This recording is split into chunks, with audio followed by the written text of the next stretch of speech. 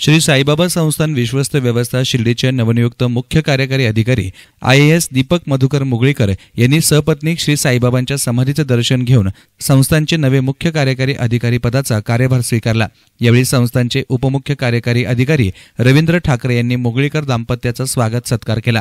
मुगळीकर हे भारतीय प्रशासकीय सेवेतील 1961च्या बॅचचे IAS अधिकारी असून 2006 सालापासून ते महाराष्ट्रामध्ये रुजू झालेत। 59 वय वर्ष असलेले मुगळीकर हे मराठवाडा वैधानिक विकास महामंडळाचे सदस्य सचिव म्हणून काम पाहत होते।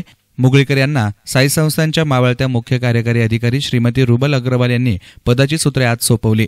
मुगळीकरांचा अनुभव पाहता त्यांच्याकडून साई संस्थानचा कारभार सुधारण्यास मदत होणार आहे। शिवाय ज्येष्ठ IAS अधिकारी असल्यानं साईनगरीचा कायापालट करण्यात त्यांच्या हातून कार्य घडण्याची अपेक्षा शिर्डीकरांसह साई भक्त व्यक्त करतायत। पदभार घेण्यापूर्वी त्यांनी सपत्नीक साई समाधीचं दर्शन घेत पाद्यपूजाही केली। यावेळी साई संस्थानचे सर्वच अधिकारी आणि विभाग प्रमुख उपस्थित होते। Bureau report, S9 media, Shirdi.